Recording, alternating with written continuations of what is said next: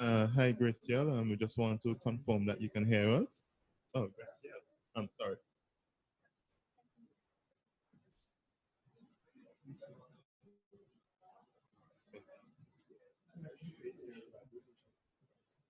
Hi, Graciela. We just want to do a test song. So we'd appreciate if you can just say something, unmute your microphone, and just say something to ensure that we can hear you in the room.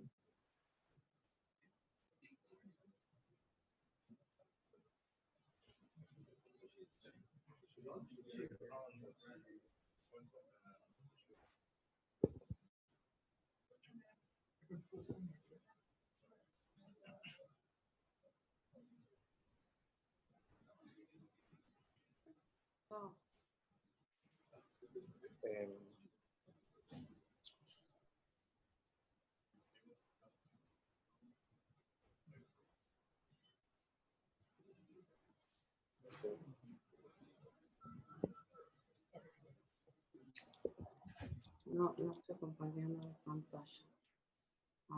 Hi, Graciela. Hello. Hello.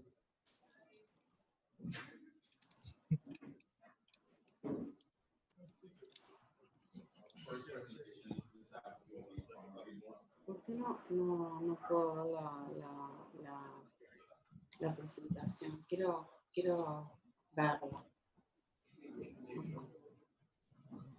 Bueno, Chris, ¿están listos? Ah, te escuchan. ¿Me están escuchando? The test. Okay. Hello, good afternoon.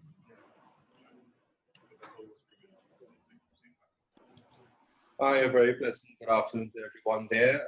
This is Gavin Swift here from LACNIC, Educations and Integration. We're very pleased to be here today to be able to present within the St Vincent Grenadines Cyber Security Symposium. With me is Ms. Grace Martinez, who is the WARP coordinator for LACNIC.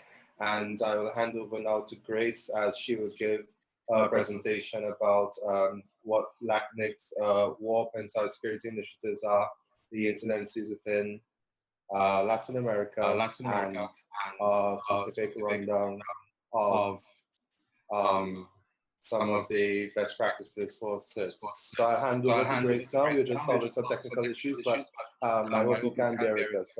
Grace will be speaking right now. Good afternoon to everybody. Thank you very much for this invitation. I would like to thank to Beville from ARIN and Roxanne John from the government of St Vincent for this invitation.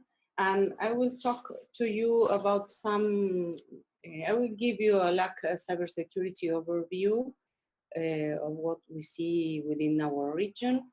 I would like to tell you that I am Graciela Martinez. I am the WARP coordinator. WARP is Warning, Advice, and Reporting Point. And as you can see, it's like a computer security incident response team. We coordinate and facilitate the management of computer security incidents for LACNIC members. But if you are not a member, you can also report to us the security issue, and we will handle it upon our consideration. And I will share with you some type of incidents that we have been seeing lately. For example, I will show you in this slide the incidents reported by other organizations to us. For example, as you can see here, other organizations report to us that IPs involved, that IPs that belong to our region, or that are under our administration, are involved with mostly with phishing attacks, and then it comes malware and other security issues comes later. Now, sorry. Also, I would like to show you the incidents that we have handled by WARP, and also phishing is the most popular one, or the most reported type of incident that reported to us. And then comes email, all kind of email abuse, not only spam, but also people that says that someone has hacked their email account. But what we have seen, it's also, we can see that malware has been increasing steadily since last year, or since 2 years ago, more or less. But that is because of the ransomware. Ransomware, as you may know, is a malicious code used to encrypt the user information, and they demand a ransom to recover the key to decipher the information of the user. So what we recommend is not to pay the ransom. But if you don't have backups, sometimes it may be hard for the users to recover the information. So also, I would like to show you that the type of incidents, another type of incidents that are resources involved in distributed denial of services attacks, that are botnets affecting LAC region. And as we can see, more than the 50% of them is because of the IoT Mirai, and then comes the configure. So, what is the problem? The problem is that some users and also some administrators, they has improper security measures. For example, we can see a lot of weak passwords, and also the systems are not set up or configured with security measures. So the attackers can attack a vulnerability of those systems. Also, we saw a lack of knowledge of security measures by users, because sometimes users go to some link or download certain applications from malicious sites, and they become infected. And also we saw deficient understanding of the root cause of the distributed denial of services attacks, because, for example, IoT Mirai and Configure are a clear example of those problems, because, for example, IoT, the botnet of IoT Mirai exploits a lot of vulnerabilities of different devices that are connected to the internet without security measures. And also, for example, Configure exploits an old vulnerability of Windows system, operating systems. So maybe it's time that we have to start preventing these types of attacks, updating our systems. And also we saw that a lot of organizations don't implement the best practices. And also we have a lack of international laws that maybe we can use to collect information and to ask organizations to stand for those laws.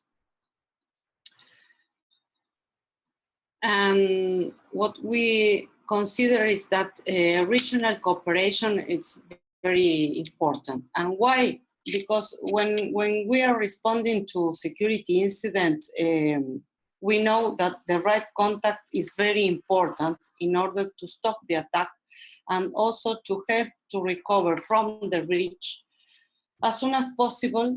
Nowadays, we have a big network of contacts, because we have been working on security issues since 2014 in LACNIC. So now we have built a good network within the region, and also with international organizations.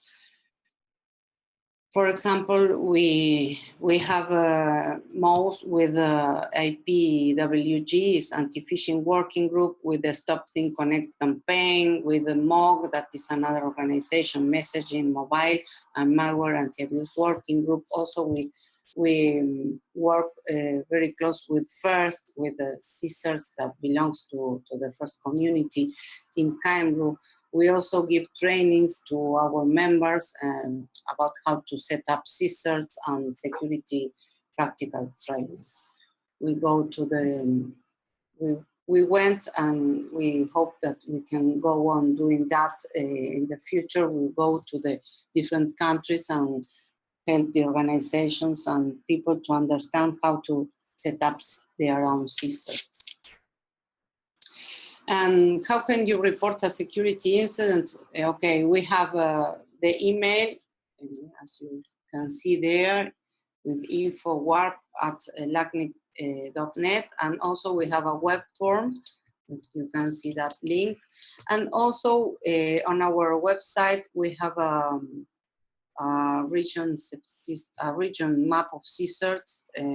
You can select a country and you will get all the contacts of CSIRTs of that country that you maybe you may need to report a security incident.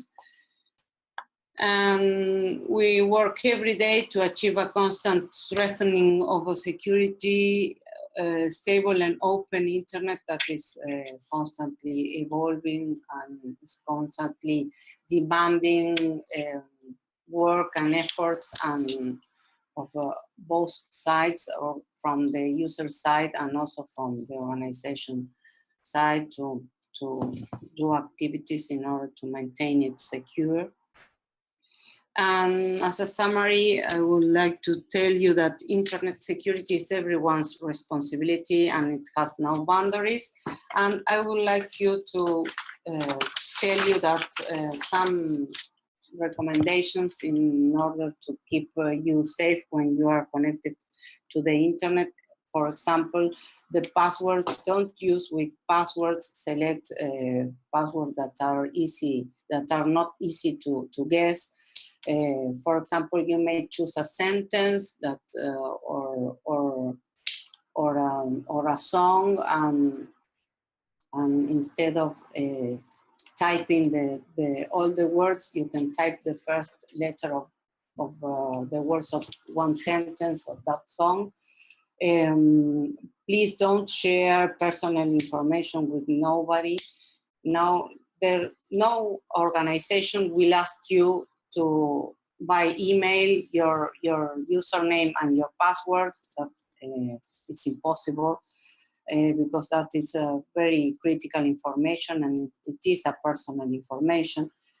Take care when you surf on the internet. When you want to go to a site, try to type the name of the site and don't go to the sites that the browser shows you at first glance, because sometimes the attackers use change one letter in all the domain and you won't be able to say to differentiate from the original site to the fake site, and maintain your systems up to date, and also have your backups up to date. And from time to time, you have to test your backups if your backup systems are ready to recover the information from the point that you think that they can be able to do it. And also, if you feel that you are facing a security incident, you can report it to us, or just go to the website and you will see where to report the incidents, the security incidents. So that's my presentation. I'm going to initiate my video now, because maybe you want to. Hello.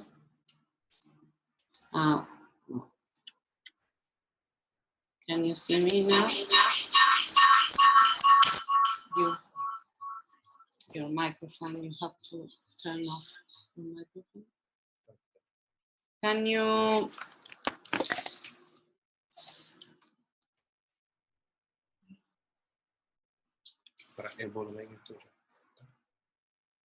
This is my... All right, Ms. Martinez. Good day. Hello. Hi, good day from St Vincent and the Grenadines. We want to thank you very much for sharing that wonderful presentation.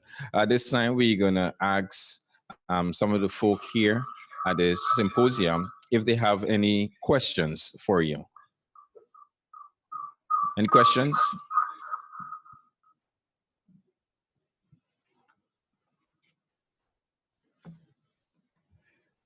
I just want to remind us that this session provides an overview of the most common cyber security attacks being observed in Latin America and how the organization that Ms. Martinez works for, how they work to try to defend against them.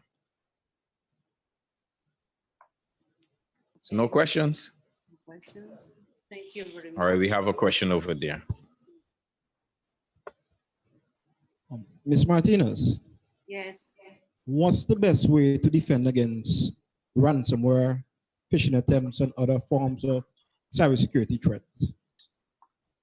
Okay, you have to be careful when you, for example, if you receive an email and you don't know the origin of that email, you shouldn't open the attached file, because one of the major points of entrance of those type of attacks in an organization is through fake or malicious files that are attached to the emails. And also from a site that is sometimes you want to download certain free apps, and most of them have soft malicious software that may affect your computer. And the features are, for example, if you receive an email, to certain link, and they ask you for the information, you shouldn't write the information that they provide in order to, because they get your credentials and then they will use it for making frauds. And also you have, for example, your computer and you can use an anti-malware and certain measures that you can use in order to prevent those malicious programs to come into your systems. Okay. Another question, for those of us that are interested in getting into the field of cybersecurity, what's the best path that we can take? Is it a degree program, a certification program, or something along that line? Sorry.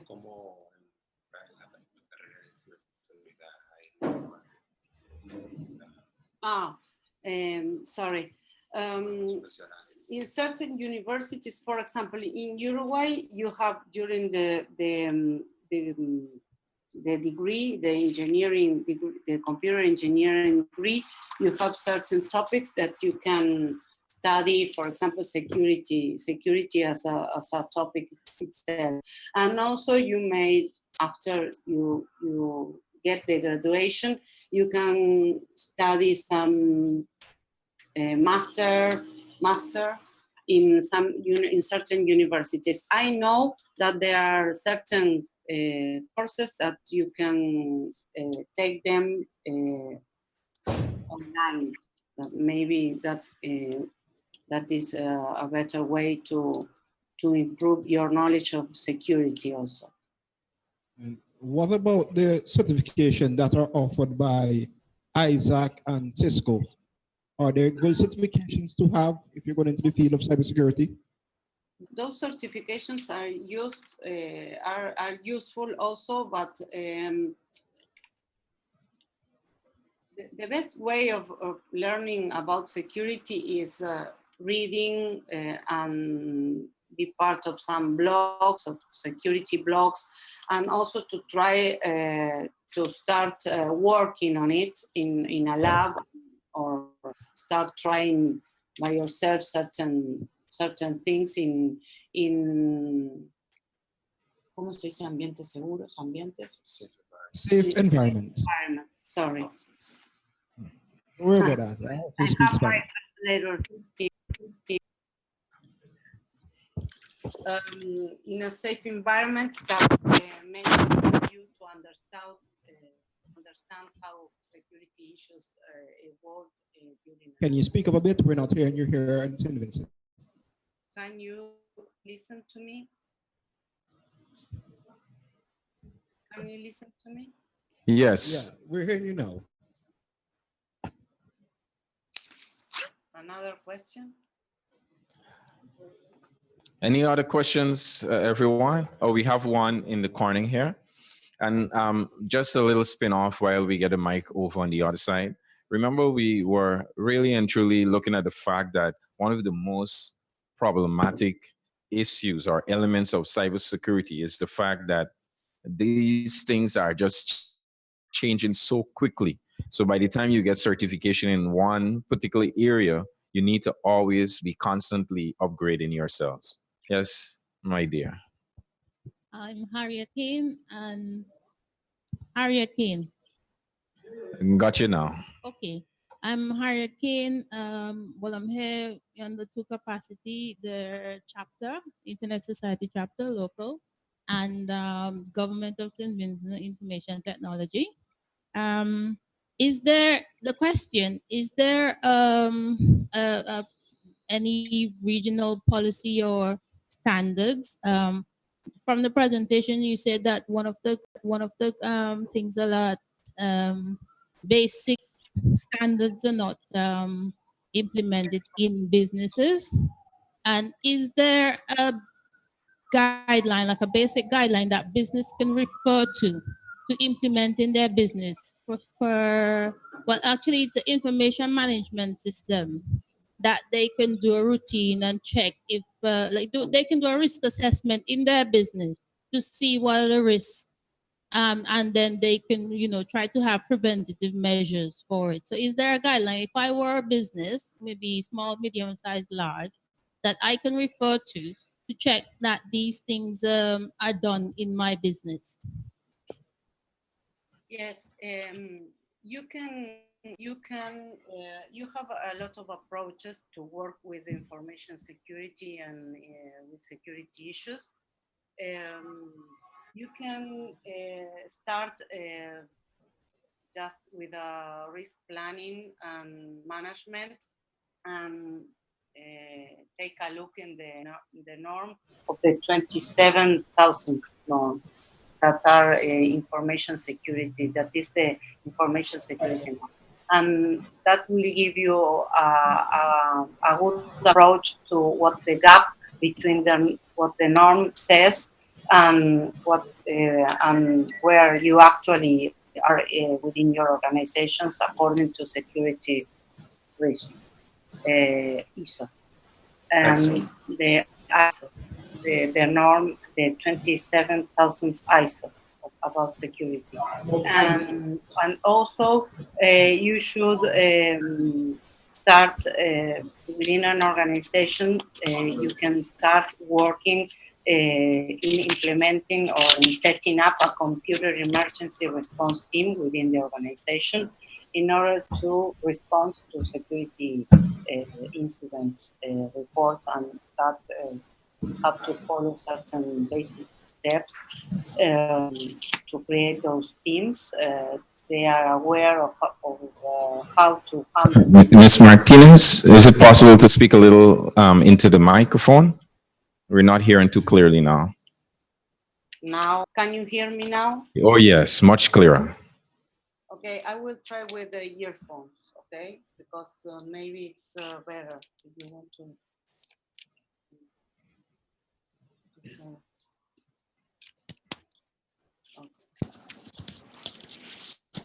Now, is it better? This is excellent. Thank you. Okay. Okay, we are sharing the earphone with Kevin. So as I was saying, or as I was telling you, I advise you to start working with the ISO 27000, that is the security information norm, and that will help you a lot in order to understand where you are.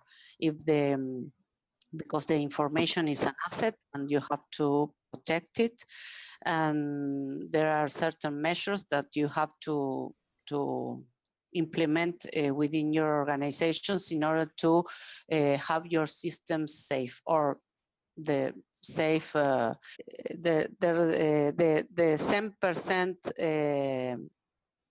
the 100% security doesn't exist, but you can go to an acceptable risk of security, talking about information security and information system security. All right, thank you very much. Any other questions, or we have a follow-up on this side?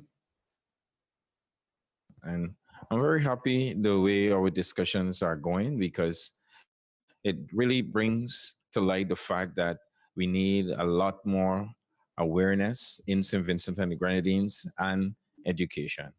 Yes, sir. Ms. Martinez, let's put a suppositional case. My institution is hacked by someone, and I have insurance that gives me, let's say, $1 million. Yeah.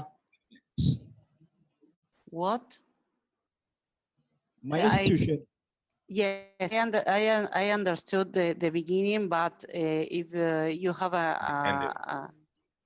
the end happens if my institution is hacked by yes, by someone, and I have a cybersecurity insurance policy that yes, gives me coverage of $1 million. What's yes. my next from there? Why my next? Repeat the last questions again. What's my next step from there? Okay. If you go, it's an hypothetical situation, because you have to you will have you can rent insurance for certain things, for example, a data center or something else. But in that case, you have to report to the CERT, to the CERT of your country. And what is very important is to preserve the evidence of the attack, because the insurance company will want to know the evidence that you have been hacked, and that you are not being pretending that you have been hacked. So maybe it is depending also on the security that you report, because if it is a fraud, maybe the bank will be there and will help you. And also you can go to the Interpol and to set the report, the security report.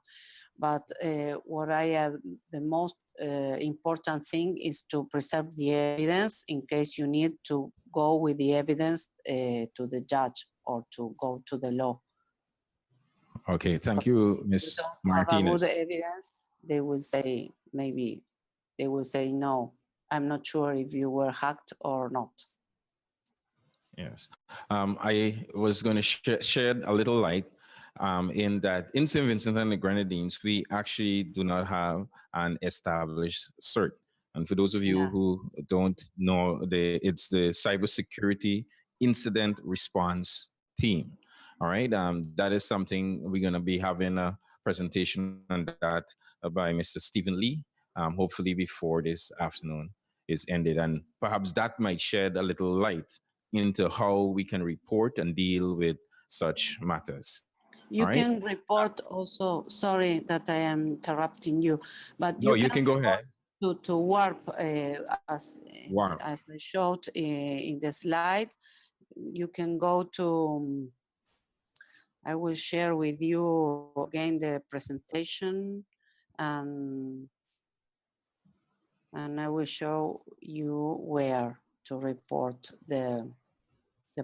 you can go to our website or to our email, and you can report the security incident or event, or the security event, if you think that you are facing a security attack, and you can get in contact with us, and we will help you with handling that incident, because we have a lot of contacts within the region and also with all the international organizations, and we have a great network of contacts, and it's easier for us to contact someone that will help you than doing by yourself.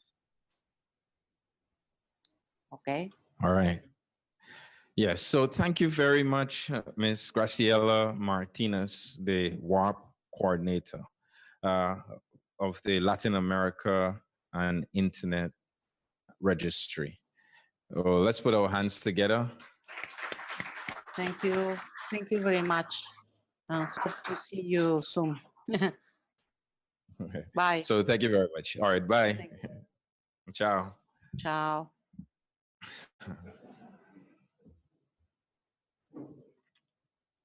All right, so we want to quickly move into our next presentation that will be on DNS and Caribbean network security.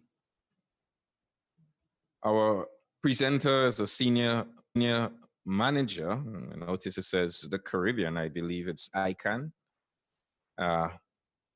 And he's none other than Mr. Albert Daniels. He joined ICANN in 2013 and is a member of ICANN's Global Stakeholder Engagement Team. Albert's responsibility includes developing and executing the organization's strategic and tactical objectives in the region. Prior to working at ICANN, Albert served as an ITIS auditor and ICT consultant at Creative Technology Solutions Limited. Albert also served on numerous boards and has a broad internet technology related experience. He has attended many of the ICANN meetings, having been involved in the fellowship program, both as a fellow and a mentor. Albert is also fluent in English and conversational Spanish, French, Norwegian, and of course, French Creole, AKA Patois. Put your hands together for Albert Daniels. Thank you very much, Mr. Master of Ceremony. I've been keeping a very close eye on who's in the audience, and I have some questions for you. I noticed someone just went off into that direction, and now he's coming back because he's going to be putting up his hand to answer one of the questions that I'm going to ask you. In preparing to come and speak to you today after I got Roxanne's invitation, I wanted to make sure that I was preparing myself properly by understanding the audience that I had in front of me. I think I should have a PowerPoint presentation. Is it there? So my first question to you is, how many of you are part of the new Internet Society chapter? Just let me see by a show of hands. Okay. So you are the voice of the end user. You are the voice of the community. By a show of hands, how many of you are from internet service providers? I know the answer, but I have to ask the question anyway. Okay, let me count the hands. 0. 0. And it's important that we understand what's going on in this room. So we have representatives of the users here. How many of you in the room right now are from regulators? 1, 2. Okay, y'all let Apollo off easily. Okay, so we have end users, we have the regulator. Are there any of you in the room from financial institutions? Yeah, don't be afraid, put those hands up. I know who you are. So put up your hands, financial institutions are in the room. So I go back to the members of the Internet Society. You have a critical role to play in your local environment. Not only do you pay attention to issues that affect yourselves as individuals, but you also have the obligation to speak on behalf of the community. I'm going to be talking about security that has a component that relates to ISPs. They're not in the room. It will be your job to bring the message to them on behalf of the community. If nobody from the regulator was here, I would also have told you that it'll be your job to go to the regulator and tell them, look, you need to talk to the ISPs. When I give this DNS sec talk, the ISPs don't like me much because pretty much what I do is I mobilize you, the end user, to run after the ISPs and tell them to get their act in order. Fortunately, we have 2 financial institutions in the room. I send you after the financial institutions as well so that they can also get their house in order. So I'm happy that we have at least 2 in the room. So is the clicker working? Oh, I have to turn it on. Yeah, that would help, right? Okay, so just quickly 2 slides about ICANN. The acronym ICANN stands for the Internet Corporation for Assigned Names and Numbers. And I want to think that we are perhaps like a good referee in a football match.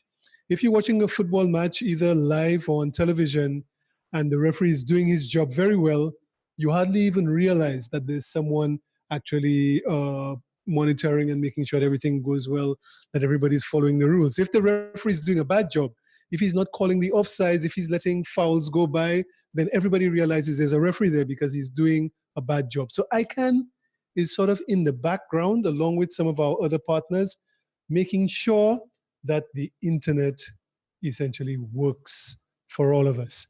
Without ICANN coordinating the unique identifier system that the internet needs to work, there would be no internet. So you would wake up in the morning and when you reach for that phone to check your WhatsApp messages, there'll be no WhatsApp. When you went to the office to check your email, there'll be no email. When you try to do your online banking, you wouldn't be able to do anything on the internet. So ICANN, along with other organizations in the internet ecosystem, work together to ensure a secure and stable environment, but we focus on certain specific things, names and numbers. The domain name system, the DNS, allows us as human beings to type in a name, which gets converted into a unique identifier, an IP address, which represents the computer that you are trying to connect to. So that's what we mean when we talk about the domain name system. And at the top of the domain name system, we have what are referred to as root servers. So if we wanted to go, let's say, let's use an easy one, Amazon.com, you would send that message to your ISP. Where can I find the Amazon.com server? And the ISP may go all the way to the top of the internet and say, where do I find Amazon.com? And then it'll find .com, it'll find Amazon.com, and eventually it'll find www.amazon.com. Or if you're dealing with an email address, it's the same thing. All right, you first go in layers until you get to the destination that you want to get to. So ICANN coordinates the management of that at the top level. And we speak generally about domain names. There are 2 types.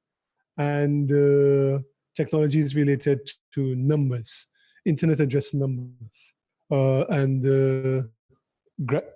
the name? Graciela from LACNIC actually represents one of the 2 organizations that distributes those numbers to Caribbean entities.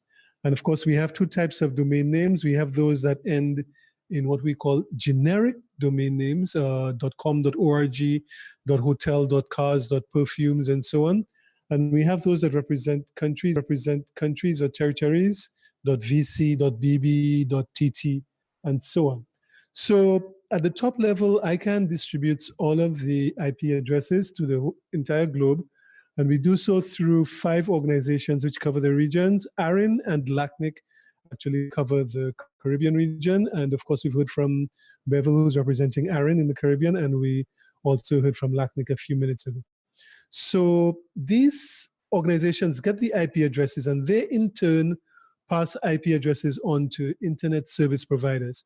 And then each of you at the end user level would get an IP address assigned to your device, your computer, your cell phone, your servers, and so on. So that's just how the process actually works. So in very simple terms, ICANN manages the names and numbers that allow the internet to work. Now, this internet thing, is it important to us? We saw some stats this morning, and I have more stats to throw at you. The amount of data, I didn't even know there was a word like zettabytes, but the amount of data that we are storing and transferring over the internet is growing exponentially. When it comes to the internet being of importance to businesses, here are some quick stats. In terms of gross domestic product globally, we are seeing that 30% of that is represented by trade. Does the internet have an impact on trade? Yes, it does, a very, very huge impact. Similarly, does the internet grow business? Yes, it does. And this is an interesting statistics, because normally when you speak about internet, you think about technology businesses, you think about the web developers, the app developers, and so on. But what this McKinsey study has indicated is that 75% of the benefit of internet to businesses is not to, but rather to traditional businesses. So when we talk about the internet being important to business, it's not just important to the programmers and web developers and internet marketers, it's important to traditional businesses. And of course, if you want to grow your business and grow your economy, you need to meet more people, reach more people. And internet allows countries, especially like the smaller territories of the Caribbean, to reach much larger audiences. And of course, we saw a slide from Shannon. In our day-to-day lives, the internet is playing an important part. Facebook, Twitter, Instagram, YouTube, and all of the rest of it. So I heard last week, John Curran from ARIN say that we are using this technology every day in our social lives and for important things in business. But little do we realize that this technology that we live on now was never really designed to be used in the way that we are using it. And as a result, what's happening is that it started off as an experiment. That experiment literally escaped into the wild. And all of a sudden, we started basing our lives on it. We started basing our business on it. And now that it's so important to us, we now have to go after the fact and start designing systems to make sure it works for us. Security. When the internet was designed, it was never designed to protect your banking information and your passport data and your health information. It was designed to try to see if there was a way that 2 guys at 2 universities could exchange information on projects that everybody had the details to. So security was never a big thing, but now that we have taken this experiment and started using it for everything important in our lives, we have to start considering security measures. So DNSSEC is one of those new measures that has been recently designed to help make the domain name system a little more secure than it was originally. Remember that domain name system is simply a system that allows us to type in domain names and then converts those domain names into the IP addresses, which are assigned to each of your devices, computers, cell phones, and so on. So we call it in short DNSSEC. Does anybody recognize this website? Does anybody recognize this website? Put up your hands, all those who know this website very well. Okay. Anybody here has a bank account? Show of hands. Anybody here does online banking? Okay. How many of you do online banking with this particular institution? Some of you? How many of you do online banking with the Bank of Nova Scotia? Some of you? And I presume the rest of you do online banking with FCIB? Yeah, I see some heads nodding. So all of you somehow, somewhere do your mobile banking. When you use your computer to do your mobile banking, what do you type in if you want to go to the Bank of St Vincent? Do you type in 67.220.106.219? Anybody who types that, put up your hand. Let me see. No, you type in the domain name, bosvg.com, and you rely on the domain name system, the DNS, to be honest and direct you to the appropriate website. The same with Scotiabank, the same with FCIB. And in addition to online financial transactions, there are many other systems that we use on a regular basis. We heard about, health systems going online. When you want to go to your health system, what are you going to do? You're going to type in a web address. We use Facebook all the time. We use Amazon, their passport systems. We all search on Google. Some of us buy things on eBay. And in each of the cases, we depend on the domain name system that is operating in the background to take what we have typed, convert it into an IP address, and send us to the correct place. But what is the problem? The problem is that computers have gotten so much faster that the crackers, hackers, black hats, bad guys have found ways to intercept that communication between you and your bank, the communication between your ISP and the domain name server. And instead of your ISP sending you back information that takes you to your bank's website, you end up with what is referred to as in the middle attack. I want to get to Shannon's Island. So I put out a message on the internet, how do I get to Shannon's Island? And my friend here from Argyle Airport realizes, well, I don't really want Albert to go to Shannon's Island. So before I get the accurate response of where I should be going, I get his response, which is incorrect, and I end up at the wrong place. And this has financial implication. In one of the biggest cyber criminal takedowns in history, there was a $14 million, at least $14 million that they know of, impact on different companies where 4 million machines globally were affected in 100 countries by this kind of man-in-the-middle attack. You wanted to go to one website, the DNS was hacked, and you ended up going somewhere else. So we need to understand how the system is supposed to work, to understand how the hackers can break in, and then to understand why it's important that we implement DNSSEC at different levels. So typically, this is what happens when we want to go to a bank's website. You have your internet service provider, which we can refer to as a DNS resolver, and then you have some domain name servers. So typically, we say we want to get to a bank's website, bosvg.com. And we type that into our browser, and that request goes to the ISP. And we ask the ISP, how do I get to Bank of St. Vincent? And the ISP says, well, I don't know, but I hear that there's this thing called root servers, and maybe they might know. So the request goes from the DNS server, from the DNS resolver, which is your ISP, to the DNS server. The DNS server says, yeah, I think I know how to get to that particular bank. You need to go to the IP address 1.2.3.4. And this information goes to your ISP. The ISP in turn sends that information back to you. You can get to your bank by going to 1.2.3.4. And the next stage is for your browser to go to that website, goes to that website, your server login page comes back for your bank. And what do you do when you see your bank's login page? You type in your username and password, yeah? So you type that username and password into your bank's website, you get back, to your account. If you're like me, you see how broke you are. If you like Shannon, you see how many millions of dollars you have in the bank. See, we get at each other when we had the mic, all right? So this is how the DNS is supposed to work. And the ISPs, they try to give you a better service. Is that true here in St. Vincent? Because in St. Lucia, the ISPs don't always try to give you a better service. But here in St. Vincent, they always try to give you a better service. Is that true? Anyway, let's move along. But the ISP does something called caching.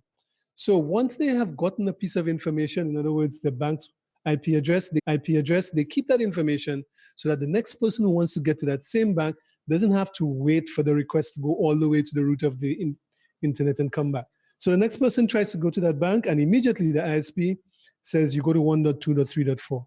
So you go to the web server, you put in your username and password, you get your data.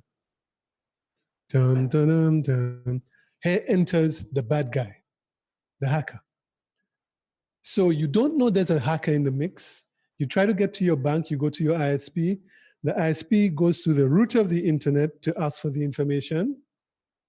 But before the authentic server is able to come back with the accurate information, in comes the hacker. And the hacker says that, you want to go to Bank of St. Vincent? Okay, I know how to get there. The website address for Bank of St. Vincent is 5.6.7.8.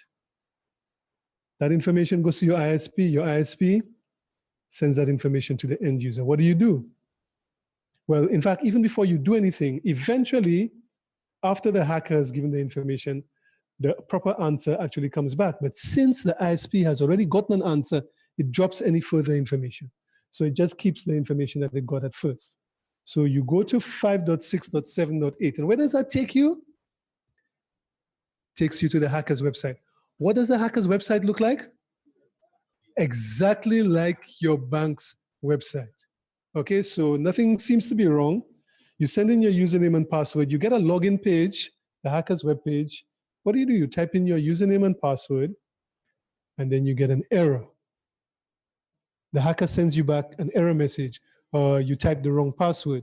You're not even thinking twice about this. You said, oh, maybe I typed an I instead of an E, or I didn't have the whole number, fat fingers or something. And then the hacker directs you to your bank's website, 1.2.3.4. But in the meantime, the hacker has harvested your login credentials. And just when you think it couldn't get any worse, remember those ISPs, they're providing very good service. They are caching the data. They've gotten the information about how to get to your bank, 5.6.7.8. So the next person who comes in, and the next 100 people who come in, they, in error, hear from the ISP that to get to that bank, you go to 5.6.7.8. So not only has your personal data been harvested by the hacker, but all of the data for possibly hundreds of people will get harvested in the DNS system with them without DNSSEC. So the whole purpose of DNSSEC is to add a layer of authentication to the traditional DNS system, which just came as wide open with no checking. Okay, you got an IP address? Okay, go to that website. So if DNSSEC had been deployed by the person who did the bank's website, by the ISP, and so on, this is what would happen. The request would come in and go to the DNS server. The hacker would try to give a false address, but the ISP had deployed DNSSEC, and if the ISP was allowing DNSSEC traffic to pass, the ISP would check that IP address. And when it checked it, it would realize it's not been certified, it's not been authenticated. When it checks the chain of trust all the way back, it would realize that it's not signed by ICANN at the top, it's not signed by the bank's DNS web service provider. So it would drop that packet. It would not accept it.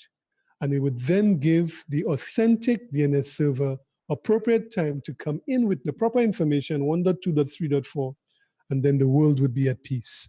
You would get to your bank's website, you type in your data, and your data would not be compromised. So in very simple terms, this is how DNSSEC technologies can add a layer of security to your online transactions. And when I say online transactions, I am not just speaking about online financial transactions.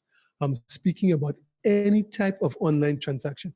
It could be you trying to get into your tax you're trying to get into your national medical system, you're trying to get into your benefit system, you name it. Any system where you're relying on the DNS to convert a domain name into an IP address. But for the DNS system to work, the DNSSEC system to work, one second, all must do their part. ICANN, which is at the top, and you heard that Bevel is one of the key holders to the global DNSSEC system. He's one of many. So if you take him out, the system will still work. So Bevel, don't worry, they're not going to come after you. All right. But ICANN has to do its job at the top. The person who is hosting your organization's website needs to make sure that the domain name that they have given to you is properly signed. Your internet service providers who are not in the room right now need to deploy DNSSEC and allow DNSSEC traffic to pass through their servers. And they also, as we saw, need to be running DNSSEC validation. Every time they get one of these IP addresses, they need to check. Is it signed by ICANN? Is it signed by the bank's web service provider? If they don't do that, ICANN can do as much as it wants. The system will not work. And this is why, I really wanted to see the ISPs in the room. And this is why you in the Internet Society understand this message a little bit better and take the message to them. I am an end user. I want to have more secure financial transactions here in St. Vincent, whether it be with the Bank of St. Vincent, with First Caribbean, with Scotiabank, or with the Cooperative Bank, who I hear is planning to come on with online banking sometime in the near future. Regardless of who I do the banking with, I want it to utilize security extensions that make it more secure. So you as an ISP, you need to deploy this thing. So you ask a question, have you deployed DNSSEC? And if they have not deployed it, let them tell you why they have not deployed it. And then you speak to your regulator. Regulator, I think that maybe we should, put something in place to protect our citizens and ensure that technologies to make the internet more secure, which are available, are actually deployed. So Vint Cerf, who is one of the fathers of the internet, you heard from Shannon earlier today, he described DNSSEC as one of the biggest security upgrades to internet infrastructure that has occurred in over 20 years. But what happens when we talk about DNSSEC? You get FUD. Does anybody know what FUD stands for? Fear, uncertainty, and doubt. You talk to your ISP and they say, well, we don't really know about this thing, and we haven't really deployed it and so on. So we're not too sure how it's going to affect your service. Or you talk to an IT manager at Argyle Airport and you tell him, well, I think you should be, deploying DNSSEC, for all of the passport information that you have. And then he feels this will be too much work for you. So he says, well, I'm really not sure whether I have enough resources to deploy this kind of thing. All right, sorry, I just wanted to put you on the spot. So you get a lot of that, but I'm happy to tell you that organizations like the Internet Society have programs like the Deploy 360, which give all kinds of guidance, all kinds of case studies and steps that you can follow. I think you can just Google Deploy 360, or Shannon can say the exact website address, and you can get lots of information on how to go about deploying DNSSEC within your organization. So who should be deploying DNSSEC? Companies, enterprises, operators of top-level domains, the generic ones as well as the country code ones. Your internet service providers should be deploying DNSSEC, and your hosting providers should be also deploying DNSSEC. So that essentially is the message, that DNSSEC is an important technology if you are ever going to be typing a domain name into a browser, which is all the time, or even if you are using an app, or even if you are using email. When you send people emails, the email goes to an address that ends in a domain name. That domain name also needs to be converted. So if you're using domain names and the internet, really DNSSEC should be deployed if you want to have that additional level of security. Just in 30 seconds to talk about the KSK rollover. Remember I said that ICANN itself signs the key at the top of the root, and the time has come for that key to be changed. And that key is going to be changing pretty soon, early in 2018. And if you're an ISP that has deployed DNSSEC, you just need to know that there's certain things that you need to do to ensure that the system continues to work as it should. Which one? This one? Yeah. So like I mentioned, Bevel is with ARIN, one of those regional internet registries that distributes those IP addresses across the globe. And in the case of ARIN and LACNIC, they distribute to the Caribbean. The other thing that you should be asking your ISP about is IPv6. Anybody, show of hands. Anybody here knows the issue of IPv6 and IPv4? Just let me see, show of hands, who all understand. So guys, we've been doing our work well. Shannon, Bevel, Stephen, because we've been preaching this message, convert from IPv4 to IPv6. Why? Because IPv4 addresses have run out. The new internet is the internet of IPv6. If you're not on board with IPv6, you're going to get left behind. Your business is going to get left behind. We've been going into the details often enough. I'm not going into the details again. Get with the program, deploy DNSSEC, and deploy IPv6. So I know we're very tight on time, so I will leave it there.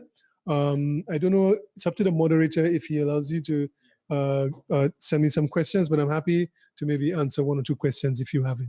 Thank you very much. Come on, put your hands together for Mr. Daniels. I myself, I have questions that I can't wait to get answered, but we have the mic on the floor and we're gonna take questions from the floor for Mr. Daniels and the DNS and the Caribbean network security. Who will be first to ask the question? Oh no, well, since I'm on the spot, let me ask mine. Now, you were speaking about the internet service providers, and I know we had a brief discussion earlier about the fact that they're not present. I'm not sure if I should ask you or NTRC whether or not that they prescribe to the deployment of DNSSEC here in St. Vincent and the Grenadines. So this is where I get deported from the country, right? My job here was to convince you that DNSSEC is important to you. If you feel that it's important enough that the ISP should be paying attention, well, I would humbly suggest that perhaps you have a conversation with your ISPs. And if you can't get to have that conversation, I would also suggest that you have that similar conversation with the regulator. That was diplomatic enough? Yeah. Sure. Just a quick follow-up, right? And that spoke specifically to the ISPs, right? But what about, because we use for our example here, the banks. What about the banks? How? What do the banks have to do? Yeah. Or yeah. Just leave that solely on the ISP? No, you're an end user. You have your account. I asked you and you put your hands up. You have your accounts at the banks, your money. You want your money to be safe. You don't want that you try to go to your bank's website today and you have, like Shannon, you know, thousands of dollars, and then you go tomorrow and you didn't spend any, and then all of a sudden you have $0 or you're in the red. You don't want that. So it's up to you to say to the bank, I've heard that there's this DNSSEC thing. Please assure me that the domain name that you are using and your hosting provider has deployed DNSSEC. And then they will then need to go and check with their provider to see if they are using a top-level domain that is secured. I can tell you that .vc was one of the first CCTLDs to have DNSSEC deployed in the Caribbean. For .coms, the situation is not necessarily the same, because what you can say is that once you have something below .vc, then okay, DNSSEC is deployed at least at that level. but many different companies worldwide actually host .com. So you then have to go to your particular provider and see whether they have deployed DNS within their institution. So that is what the bank will need to do to make sure that at their point in the chain of trust, that DNSSEC is actually deployed. Mm-hmm.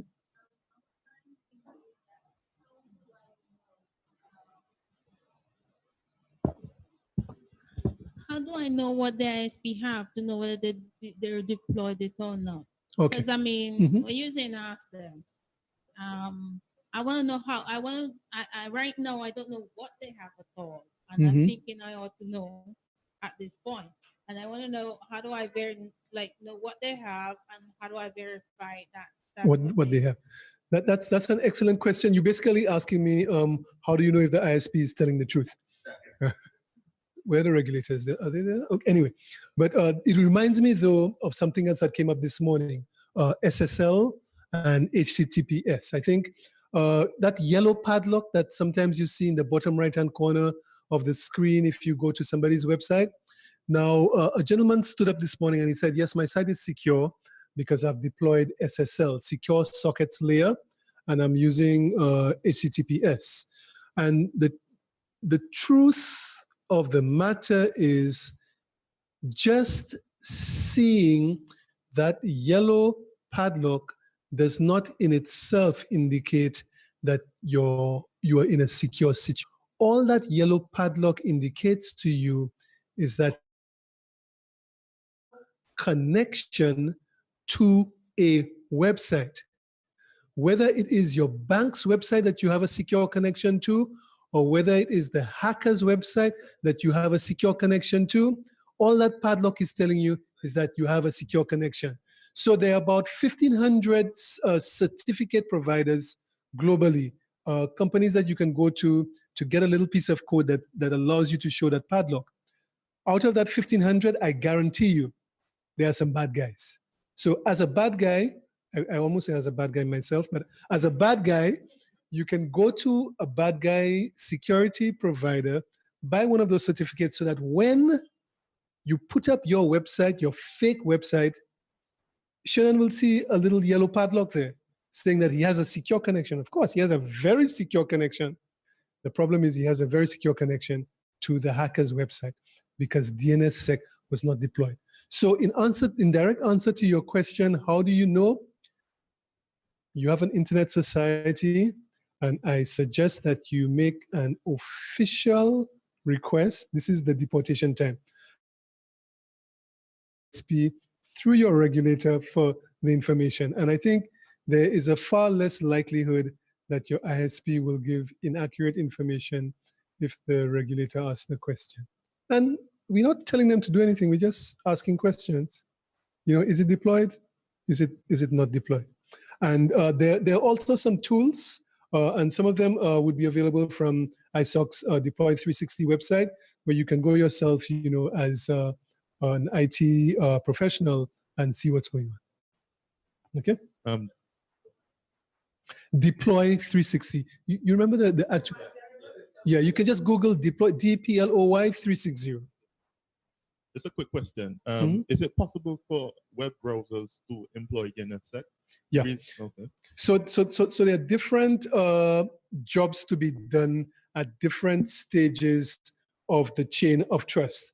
ICANN has to sign the root. The web provider has to make sure that the domain name is signed. The ISP has to pass the traffic and do the validation. And then there are different technologies that can be integrated into your web browser, where you can have some indication as to whether or not the DNSSEC traffic is passing. And we know also that not all browsers are created equal. Okay, you have Safari, you have Chrome, you have Explorer, you have Firefox, and maybe a few others. All right, so the nice thing about it is that DNSSEC can work very well with SSL, with secure sockets. So when you put the two things together, making sure that you've gotten to the right website and making sure that you have a secure connection, little yellow padlock to the right website, then there's a whole new realm of secure kinds of transactions that you can do for health, for email and for websites and so on. So I think that was a sort of roundabout answer to that question, but there are technologies related to DNSSEC that are browser specific. Did you want to say something? Or?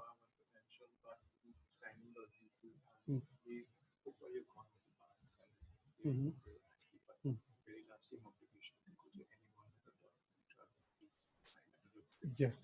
Yeah, it is. I said so. It said so. Yeah. Yeah. Okay. Yeah. Sure. Yeah. What Bethel was just reminding me to be a little bit more forceful about is the end users also have, the obligation. You also have the obligation. You also have the obligation to ensure that whoever your website is from, whether it's .vc, whether it's from anywhere else, that you're using a website that is on a domain name that is signed using DNSSEC. Yeah, I suspect that wasn't the complete question that you were asking. Mm-hmm.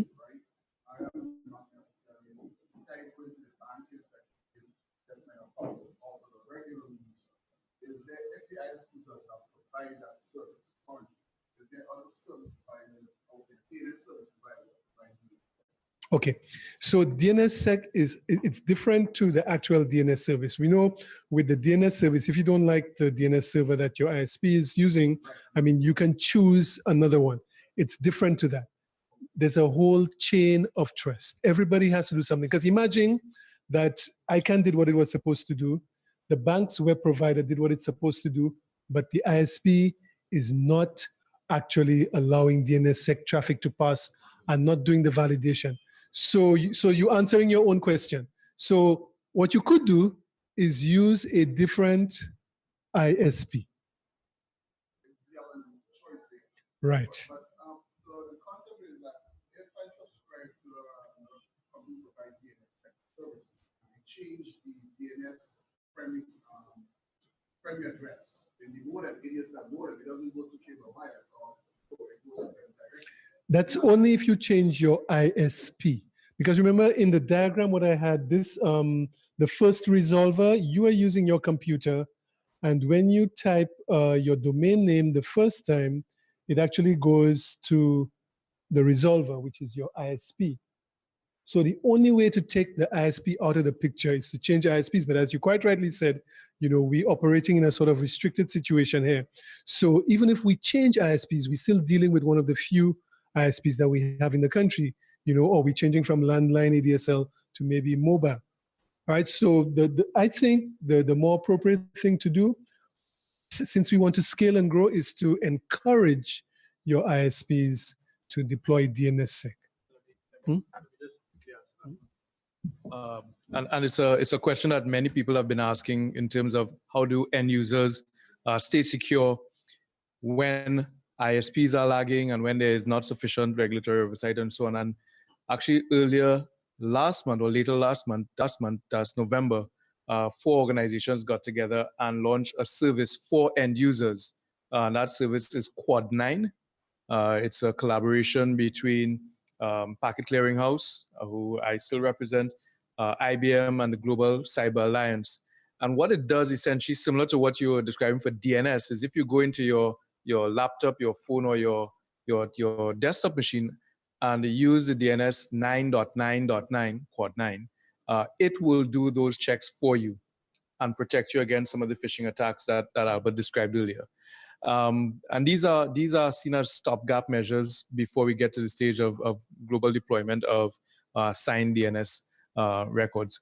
So what any end user can do at the present time is to replace whatever is the ISP given DNS with the Quad 9 service. It is free. It requires no installation of anything, but it will protect against, in the background, phishing and any kind of man-in-the-middle type attacks for ordinary end users. Very simple to use and something that we encourage. I put it on my devices as well as a safeguard against any kind of unforeseen attack. Quad9.net.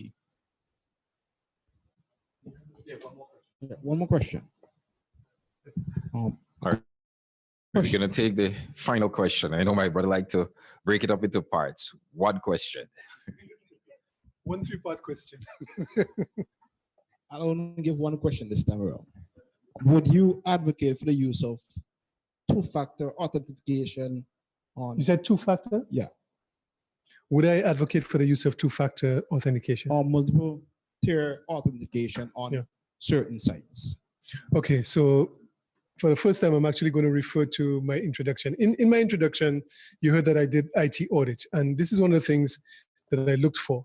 And I was surprised to discover, because you have your indigenous banks, and all the indigenous banks essentially use similar software, all right, for doing their banking. I'm from St. Lucia. One of the banks that I use over there uses Jack Henry. I was auditing another Caribbean country where they also use Jack Henry. In St. Lucia, when I want to do my online banking, all I type in is a username and password. In this other country that I went to, they require tri-factor authentication, a username and password, and they give you a little device which has a number on it, which keeps changing. I think I had a picture of one of them on here. I'll just show it to you quickly. This here, a token, and the number changes. So in addition to a username and password, for you to break into my account, you also need to type in the correct number at the right time. And I could not get a straight answer for why two banks in the Caribbean that were using the same system when a situation was where one was using dual factor authentication, just username and password, and the other using the same system was using tri-factor authentication. I still haven't gotten the answer to that. So in answer to your question, as many factors of authentication that are practical for you, I would recommend using the more if they are available. So rather than just using a username and password, if you can practically and easily also add to that a token, I would advocate to that. When I use my laptop, wherever I go all over the world, I have a token that I put in, which connects me to my VPN regardless of where I am in the world. I don't do anything on my computer unless I've connected to my VPN. And to get into my VPN, you would need to have a username or password and the correct number at the correct time from the token. Yeah, very good idea. Let's put our hands together, ladies and gentlemen. I think this has been a presentation that came home. And, you know, I would have said it earlier, and I was just reminded by Mr. Wooden that this is why ISOC exists. This is why we exist, to ensure that these issues are brought to the forefront. You notice who are the ones leading this particular charge in the cyber security. We know that the government would have had debated in Parliament the issue of law for this area, but who is going to regulate it? Who is really going to see that the end user gets exactly what is required for them? And all I can say is that we need to come together and remember, just 42 of us so far, as many of you that can either invite a friend or two or someone else to join ISOC, we want to welcome you to join us. So again, we want to thank Albert Daniels for that wonderful presentation. Now, while Ms. Martinez was doing her presentation, we came across the acronym CERTS. And we were informed also that in St. Vincent and the Grenadines, unfortunately, we don't have any particular team like that. Our next presentation deals with computer security incident response teams, how they work, and why they matter. And our presenter is the CEO of Architects, Inc., a program director at Carb North, Mr. Stephen Lee. Mr. Lee is the Chief Executive Officer of Architect, Inc., a US-based technology services firm. He has over 20 years experience in the information and communication technologies industry. Before joining Architects, Mr. Lee served in senior executive positions at technology companies in Jamaica and the United States, with responsibility for design, development, deployment, and servicing of networks and software system for mid to large size corporations.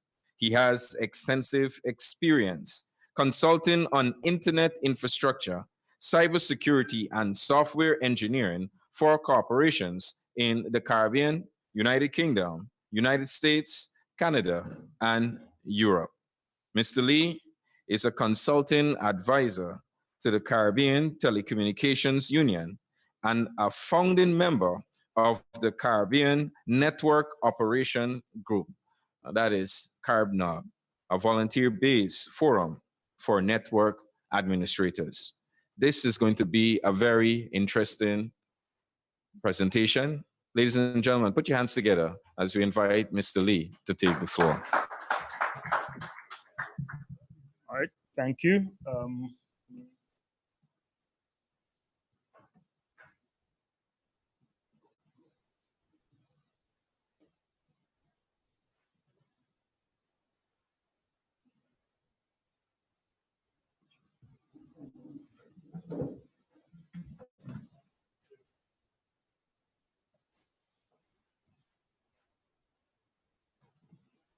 Just get get my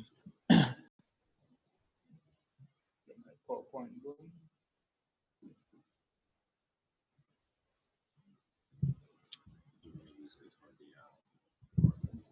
I'll use this. Thanks.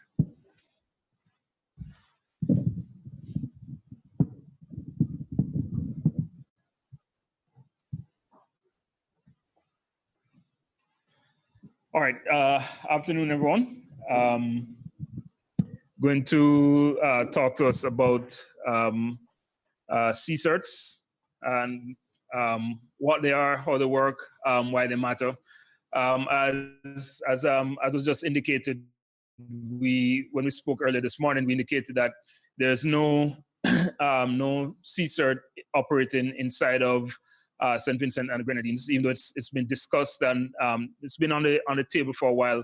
In fact, around most of the Caribbean region, there's been outreach and even training and so on. I was sitting next to Caswell and Duncan this morning, and the first time I met him was actually in 2009 at an OAS training event in Brazil, where we were both there, being trained in cybersecurity issues, incident response. That whole meeting started a discussion with other Caribbean representatives about having national certs and a Caribbean-wide cert. So this is for almost 10 years now inside of the region, with different countries acting on their own and making different levels of advance. In particular, Trinidad and Suriname, a couple of the Caribbean nations have moved ahead and have well-established certs. So we're going to be drilling more into this tomorrow. And see exactly how the process works and practical steps to establishing it.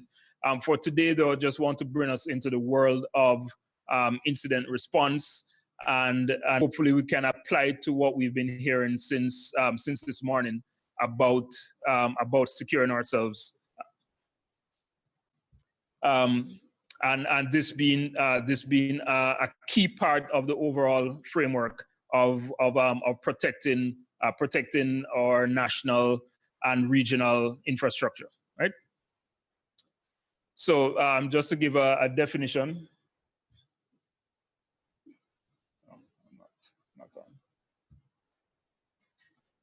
All right, so formal definition, CSERT, so it's actually an acronym for Computer Security Incident Response Team. It's a service organization responsible for receiving, reviewing, responding to computer security incidents, right? You can think about it a little bit like a fire department.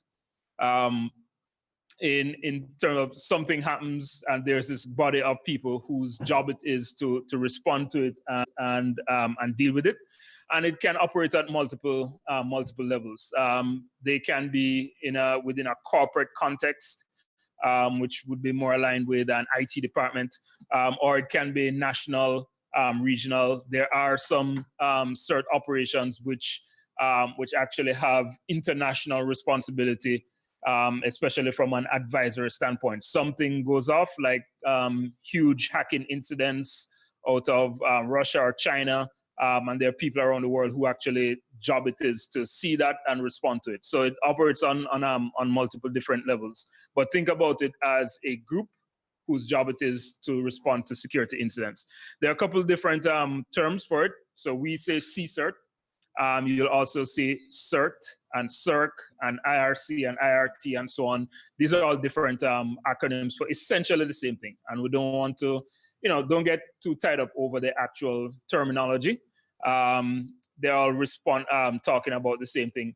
The one that you wouldn't see on this list and won't make a lot of lists is CERT, which was actually the name for the first group which acted like this.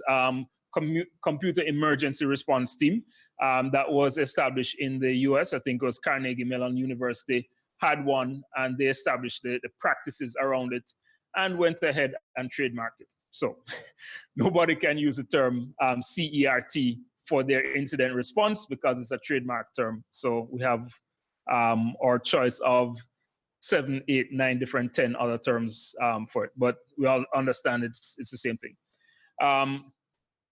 Just to define what we talk about here when we say an incident, real or suspected event with respect to computer security systems or networks. And you can think about it. We use terms like hacking and phishing and compromised password and so on. Those are the incidents that we're talking about. Not talking about I forgot my password. Not talking about the printer can't print. These are all issues related to the disruption of the normal operation of a computer network, or violating some security policy. For example, somebody getting access to files or data on a network that they're not supposed to, or stealing data off a network that you're not supposed to. Those are the incidents that we are concerned with. And we discussed a few of them today. We heard example after example. So these I have 3 more here, which would fall within the general umbrella of what CERT or CSERT would concern itself with. These are real world examples operating within which have happened inside the region. Hacking into Caribbean airline systems. Using IP address spoofing and sending out emails under the banner of that organization, getting access to administrative information on a school network and being able to access and change grades. We have done this before, and getting in through web servers and systems in which there's a known vulnerability. And getting into financial data and so on. And these aren't, it's a little bit technical in terms of the kind of attacks. In this one, we talk about using Linux-based tools and pivot attack. All of that is saying that the stuff that we use on our computers is software. It's written by human beings, and there are vulnerabilities. And in many cases, these vulnerabilities get discovered and they become known. And the lists of the vulnerabilities are published. Microsoft has its vulnerabilities published as they're discovered. Apple does the same thing. Many software do that. It's usually, though, once a vulnerability is discovered and published, it's usually on the responsibility of the computer to upgrade and update and patch the system and so on. And this is where it starts to hit home, because depending on the organization, depending on how networks are run, sometimes these things don't get patched, right? Sometimes there's some web server or a web browser or an operating system, and a patch is released, and 3 months will pass and 6 months pass, and the network administrator doesn't actually apply the patch. In those cases, there are hackers, there are persons who are prowling and trying to access networks, which if a vulnerability is discovered, they will use it to get access to the network. And this is the thing that happens every single day. And a lot of times in which when we're talking about the incidents that we spoke about this morning, that's how they arise. They don't arise necessarily because of altogether just bad engineering. That's the case sometimes. They don't arise through terribly sophisticated methods, though that's the case sometimes. A lot of the times they arise because there's a problem which doesn't get addressed in a timely fashion. And then really important things get left. Let me see the hands of those of you who have a lot of passwords that you have to remember. All right, so most of us. And do we all keep them in our head? I mean, I think, no, right. Oh, you do. All right, well, kudos to you. I used to try until it got to too many, right? So a lot of people resort to things like writing them down on text files, which we keep on our computer, or Word documents, or Excel spreadsheets, or the sticky note behind the computer, and so on. People do that. I have passwords in text files, and so on. But you start to realize that one small compromise in that, and a lot of data is exposed. So now we start to move over to things like password vaults and password keepers, and we have mobile apps like OnePass and Dashlane and so on. And those are the things that if you're a wise and especially a network administrator, can protect a whole organization of hundreds of people by taking the simple step of securing the passwords. But again, if we don't do that, then something like this example is very easy to execute, because known vulnerability, you hit a cache of passwords, you get some good information, and then you get access to really important data. And so we want to look at how do we start to deal with those things. What's the kind of response to deal with those things? Our vulnerable points, generally speaking, are things like control systems, and we're talking about your power company, your telecoms, and so on. They all have control systems to deal with distribution and what resources goes where. Traffic lights, those are control systems. Intelligence data, which governments might keep, or financial data, which banks will keep. So we would have heard of high-profile incidents recently with Bank of America and with Target and so on in the US, in which millions of customer records were stolen through hacks. That's an example of caches of financial data being taken because system vulnerabilities were there. Personal data, medical records and so on, or just the information on your laptop, which you leave open and walk away, and then somebody lifts the laptop and so on. That's personal data getting outside of your control. Corporate networks, this is your typical bank, school, insurance company, supermarket network, which gets attacked. And then one of the more recent points of vulnerability today is IoT devices, IoT being Internet of Things. And that's just this trend which will continue to go, which is connecting all our devices and wearables and things that don't have a user interface, but we use every day, like thermostats and sensors and nanny cams and security systems. All of those things are connected to the web so that they can be monitored. Really convenient, as we heard this morning. As the internet explodes, we get more and more convenience. The downside to that is once it's connected to the internet, it's connected to the internet and therefore becomes a potential point of vulnerability. And in many cases, in some of the largest hacks in recent times, things like default passwords weren't changed on our little Wi-Fi devices and so on. And so how many have ever kind of walked around and seen a wireless access point advertising Linksys? Anybody seen Linksys?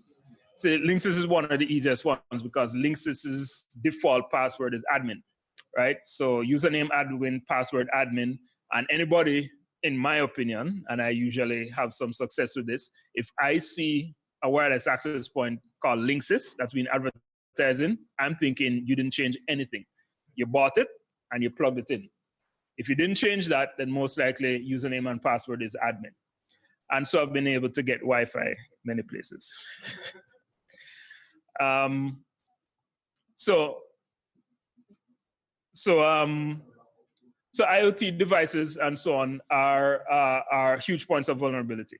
So let's talk a little bit more about the CSIRT.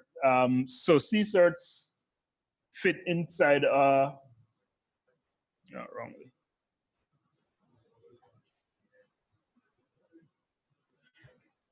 CSIRTs fit within a wider national cybersecurity framework.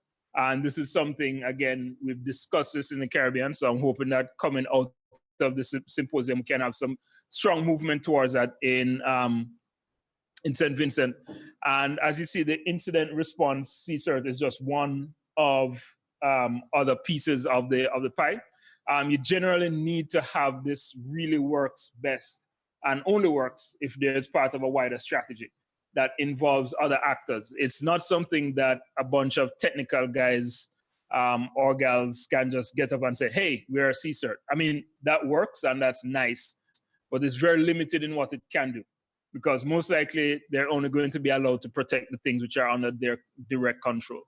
A CSIRT is there to actually give wide scale, wide protection for critical infrastructure. And if we're talking about control systems, then you're talking about a national network or things which are outside the scope of any one single network, which means we want to coordinate security response to things which probably touch multiple departments across a government or multiple industries and so on. And so the scope of a CSIRT is usually at that level, and it's usually coordinated with law enforcement, with government, with regulators, with network operators, as well as civil society. So it's part of a wider security framework, and tomorrow we're going to drill into this aspect of it. The actual operations of the CSIRT, and you know, in a very basic way, let me just say what it is actually is when something happens, a group of people are alerted, and that group of persons operates as a coordination and response organ to deal with it. And that might be reaching out to other technical persons in law enforcement. It might be alerting some defense mechanism, putting monitoring and tracking in place. It's a whole bunch of things that you have to do. Just like when a fire breaks out, there are different responses, getting on the scene, getting water going, getting people, evacuating persons, setting up a fire break. All of these things are different parts of a response to a single incident. In the same way, the CSIRT now jumps into action and coordinates a bunch of things. So it could be in that Brazil meeting, when the participants were being encouraged to think about getting a CSIRT going, and people were concerned about, hey, this sounds like it's going to be expensive. You know, the encouragement was given, listen, it can be as simple as 3 persons and a fax machine, right? You essentially, well, fax machine back then. Today, it would be some mobile app or SMS or some form to have contact and then action, right? So a CSIRT acts as a point of contact and a point of mobilization and a place in which collaboration would now spin out from that and touch various organs and so on. The response is generally in 2 different directions. A reactive response in which it's incident handling, like I said, putting out the fire, responding to that new hack that we saw, or it can be proactive. And this is actually where we want to spend a lot more time, if possible. You want to have a lot more proactive activity, such as training, such as hardening networks, doing penetration testing. Cannot sleep a lot better at night if you know I've hit my network as hard as I can, had external independent persons try to do the same, and it was not found to be vulnerable. Those are things that we want to do. Documentation of what's there, developing security programs, and so on. These are different things that a CSIRT would do. And we want to look inside of a room like this or inside of a place of stakeholders and start to coordinate persons to say who can offer this service, who inside of this can start to deal with pen testing, who inside of this can start to go across our various institutions and coordinate the documentation of vulnerable points, points of contact, IP addresses, those kind of things. And even though this might sound like a mouthful of things, there are actual frameworks and processes that like we here could actually follow a systematic way of getting to this. And we'll talk about that tomorrow. So kind of winding up there, these are looking at different types of CSIRTs. You have internal, which would be all within an organization, or you might have a CSIRT with national scope. You have some which coordinate other certs, like one of the more well-known ones would be US CERT. You have some that do analysis only. You have some which are companies like Symantec and Microsoft, and companies inside of that space, some of your firewall vendors, Cisco, they would actually coordinate and collaborate together. And then you have pure commercial providers who you put them on a retainer and they become that external incident response provider. So these are just different ways in which CSIRTs can be assembled. But the idea that we want to have is this idea of assembling a dedicated group of people who this is part of what they do. And then finally, stakeholders inside of establishing a CSIRT. These are different groups that would have to coordinate and talk together. Governments, definitely, because a big aspect of this is actually law enforcement. A big aspect of this is a legal dimension of when I see an incident that is troubling, disturbing, being able to classify that not as just an inconvenience, but actually classifying it as the breaking of law, breaking of some rules, that there are actually punitive measures that can be taken, and responses which are backed by legal structures. Civil society, the technical industry, the security apparatus. One of the reasons why you'll find OAS and ITU and various organizations like that intent on this is because CSIRT and cybersecurity activity is closely linked to clamping down on cybercrime. And that, of course, as we heard this morning, has a lot to do with money laundering, organized crime, terrorism, all of these things, which there's an interest in that from a different place, from a more national security place. But because of where computer technology lives inside of the world today, having CSIRTs and cybercrime defense now becomes very important to the security apparatus, defense apparatus, government apparatus in a lot of places. Supporting systems for this, legal, as I said, huge education component, the social component in terms of training the population, how to deal with things that happen, technology, leveraging the right technology, not just firewalls, but also what Albert spoke about earlier with multi-factor authentication. Those things help to harden our systems, and of course, a network of trust. And that is just straight relationships between technology practitioners and providers. The fact that an engineer at company A is comfortable to talk with an engineer at company B about something which appears to be emanating from their network. Those kind of things are really, really important. And sometimes we don't have the right response because of hostility or just lack of collaboration between different actors. So I see a hacking attack coming to me from your IP, from one of your IP addresses.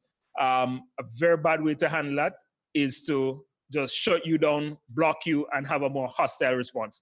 Good way to handle that, pick up the phone, talk to the other person. Hey, I see this thing happening. It's on your network. Can you help me? Can you help me? And do something to resolve it. Because most times, network operators also don't want issues coming out of their network in as much as we don't want it hitting our network. And so there has to be a greater trust and a greater movement towards collaboration. And that's something that inside of the Caribbean region we have been working on that for a number of years, but we still have to work on that, especially with national certs talking to each other and coordinating together. So that is just our quick introduction on CSerts, and hopefully I have some time for some questions. Anything that I can clarify or came to mind that I want to clarify before we jump deeper into this tomorrow. Okay, let's put our hands together for Mr. Lee. I'll ask him not to leave.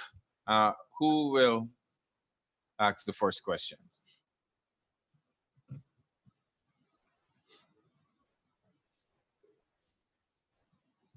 Nothing about the guidelines in formulating a CERT team, or as he would say, CSERT team, et cetera, et cetera, et cetera.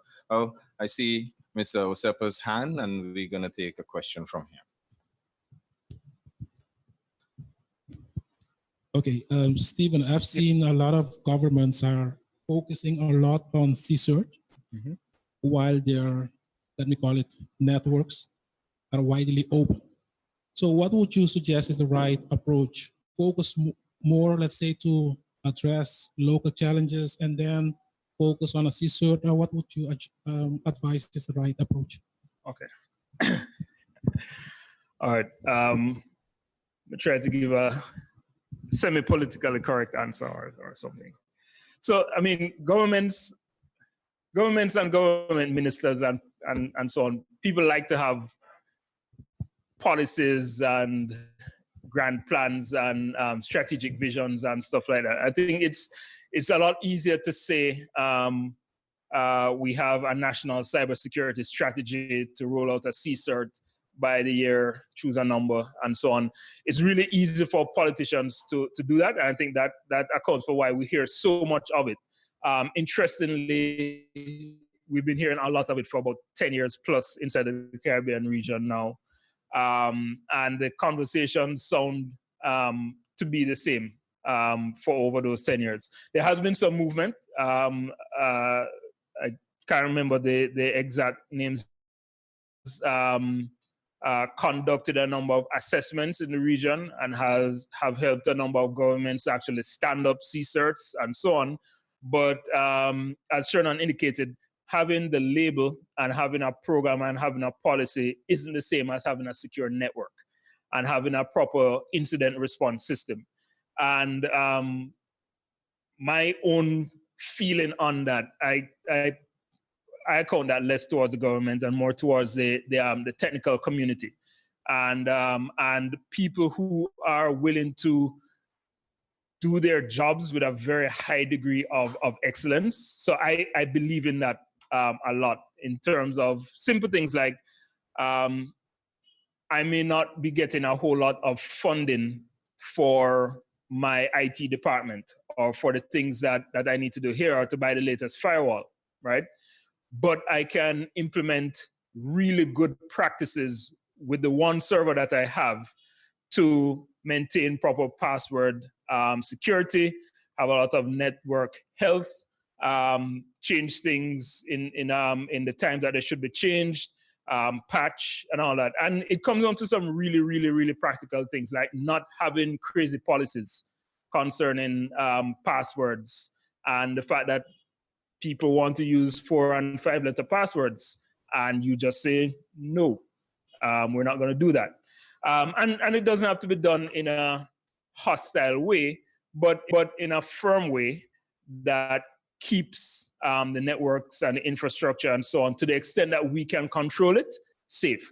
So I think a lot of what we see across the Caribbean is, again, it's not PC for the engineers and so on, but there's a lot of slackness in terms of just network operations and management, which is a completely separate issue from whether or not there's a CSIRT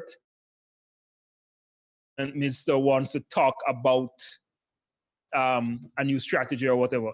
I, as a network operator and a practitioner, should be maintaining a certain amount of network health on my network. And I'm going to look for opportunities like this and Caribnog meetings or whatever to come into contact with and relationship with some other network operator in some other country and so on.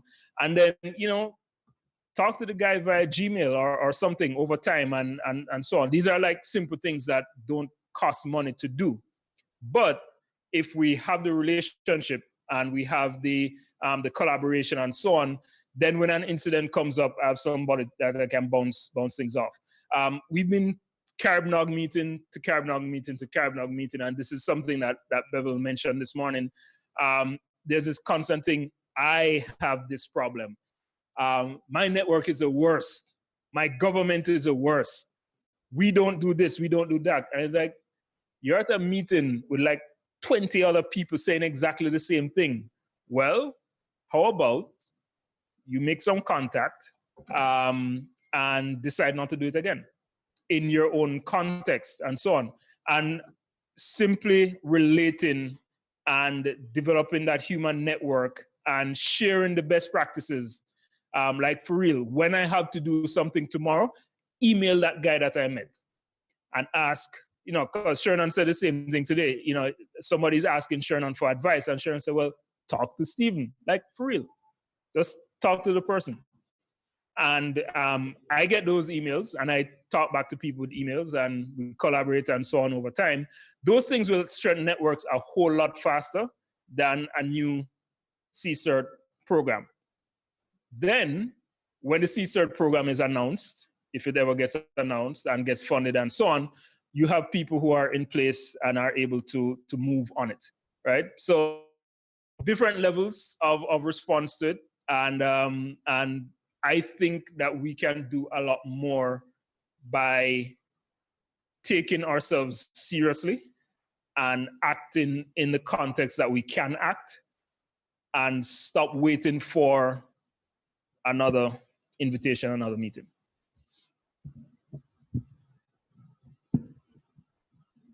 One more question over there.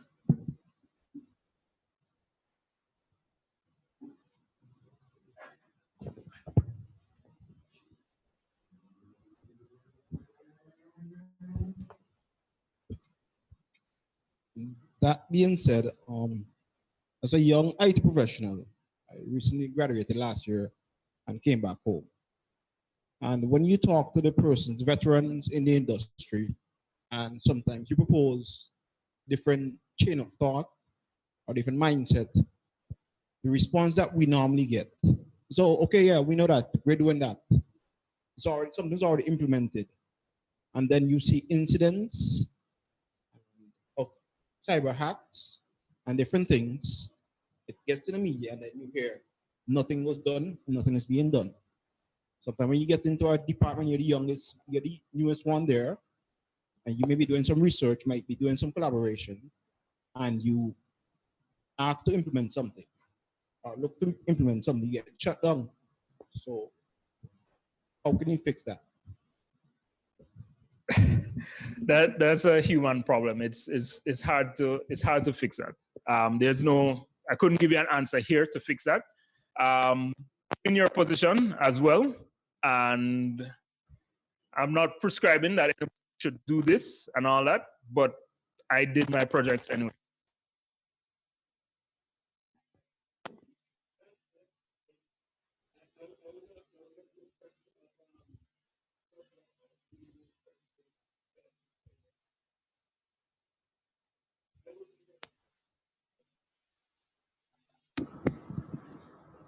Nigel would leave his console open from time to time, and once he's out of the room, I'd just make myself a domain admin so that I could get done what I needed to get done, and then he would find out and change it back, and then next month I'd change it back, and so on. And he knew I was doing it, but it wasn't according to policy. My point there being, those are human issues, and you're always gonna have that fight, and you might never be able to budge the needle in your current context or your current department. And I'd be very careful about doing anything which is against company policy. I could do that at the time because it was the wild, wild west. Yeah. And that being said, it's not the current situation at my right job. Being clear to say that, just in case anybody from no, honestly, my supervisor allows me a lot of leeway, and he listens to me, and he values my opinion, especially in the topic of cybersecurity, because I'm currently starting a master's in the program. So he listens to me on that, and in terms of development, he tends to listen to my outlook and views on those issues. But I'm talking about on a whole in the country, because I've spoken to the head of ITSD and other persons in the tech field here in St Vincent. That's the kind of feel and response you get. And I appreciate that. And sometimes there's not a whole lot that can be done, but I would still encourage the IT practitioners to keep sharp and be on top of stuff. So as much as we can read. As much as we can pick up information on YouTube. I was at a CaribNog meeting the other day, and I asked, how many people here are using the free tier on Amazon Web Services to run your own server in the cloud just to play around with stuff? Nobody. Like, okay, so Amazon for the first when you create an Amazon account, for 1 year, they will give you a free virtual machine in the cloud for free for a year. After that, the charge. And the cost of that is what? A free email address from Gmail. So you create an account, you go AWS, you create your VM, and for a year, train yourself in something, put on Kali Linux, play around, do some pen testing against your own network and stuff like that. But there you have a resource that you can learn something with. And the point I'm making here is my supervisor might be a bit backward, my government might not be implementing this and that, but as the engineer, I'm making myself ready, making myself useful, and it will come out in conversations. When there's a difference in the conversation you're having with somebody who all the time feels disempowered and they can't do anything, that conversation has a particular frequency, versus somebody who feels, I know I could help if I only got a chance. And in fact, you might shut me down here from 9 to 5, but from 5 p.m. until 9 a.m. the next morning, I'm doing some stuff. That it changes the environment subtly, and we can move in that direction. So I'm not solving a problem, but I'm saying there's some things that we can do to move the needle, which over time I think will make a difference. Thanks. All right, let's put our hands together for Mr. Lee. Well, we're almost at the end. We've come to that moment where we would depart to come back tomorrow. But just before, we go, I'm going to invite the president of ISOC, St Vincent and Grenadines, to come to do something very special, Miss Roxanne John.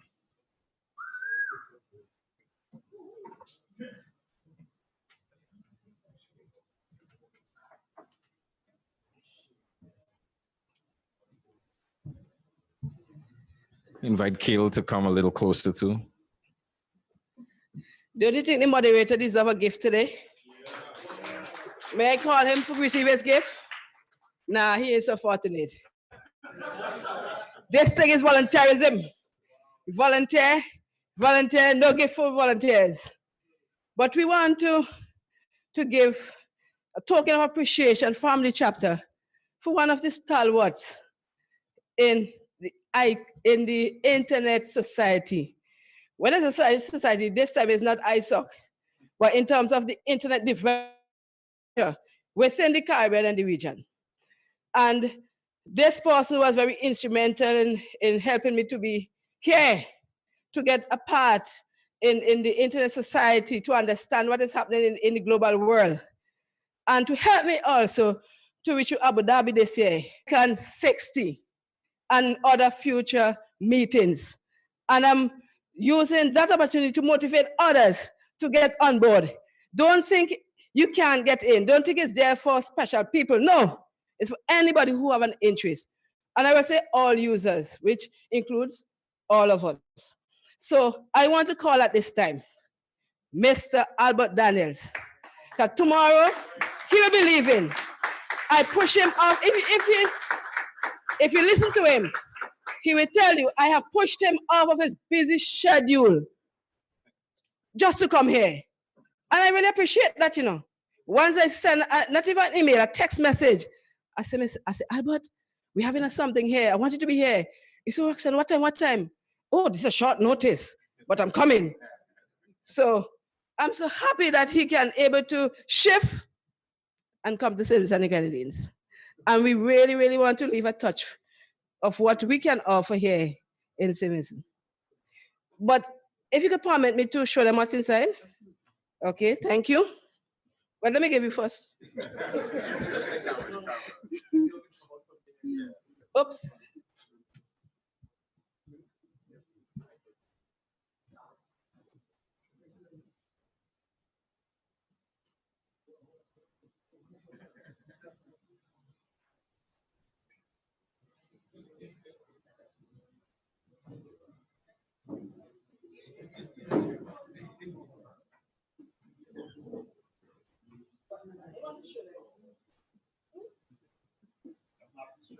We have here, this is for us to receive one of our chapter t-shirts.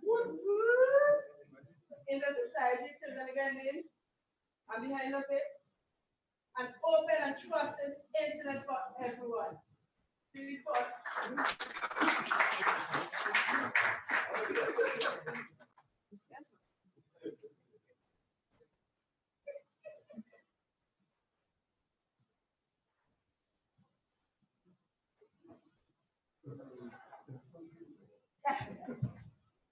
And this night,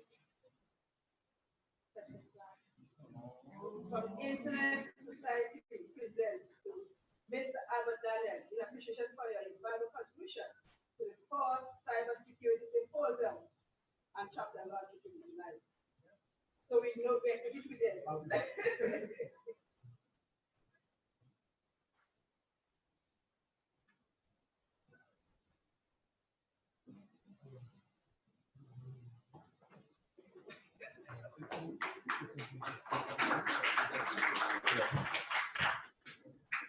Well, you know, I was really caught off guard with this because as Bevel and Stephen and Shannon would tell you, we all just do what we do. Because when we see events like this today and when we get a chance to beat up the ISPs and beat up the government and cause positive change in countries, we feel that, you know, the hours that we put into this, you know, are really worth it. And Roxanne is right. I mean, I arrived home from a 10-day trip, you know, just put down one suitcase and just pulled another one and flew over here to be here because I felt this was important. I knew that my good friends Shannon and Stephen and Bevel were going to be here, and I feel a little bit bad that they didn't get a plaque too, right? but Bevel just got a big award at Washington, and Shannon gets awarded, and Stephen gets awarded. So I'm happy that you appreciate the work that we are doing. But I leave you with the message that you have an important role to play. We are just here to spark your thinking, you know, give you some guidance, and hopefully you will stand up and start walking forward to make things better for your country. Thank you very much, Roxanne and Internet Society. Thanks.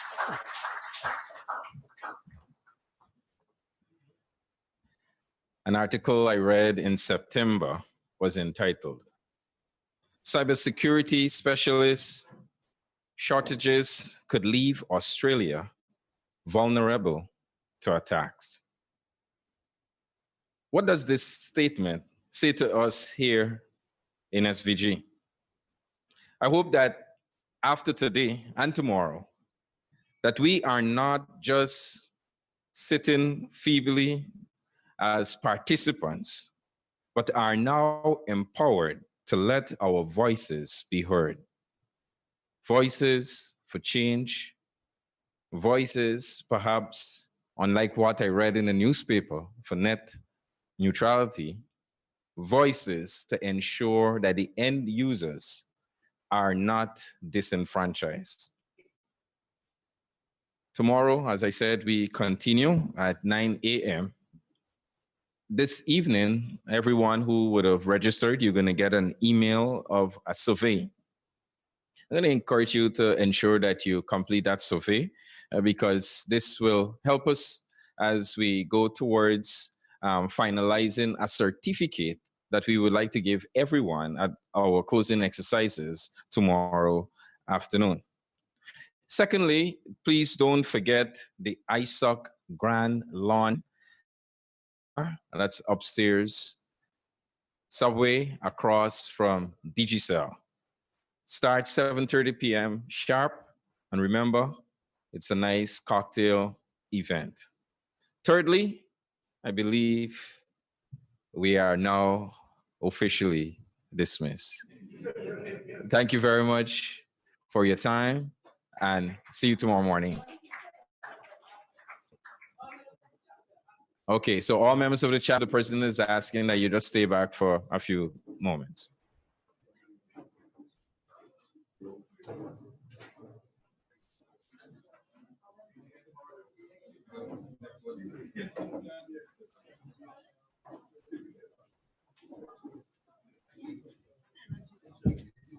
You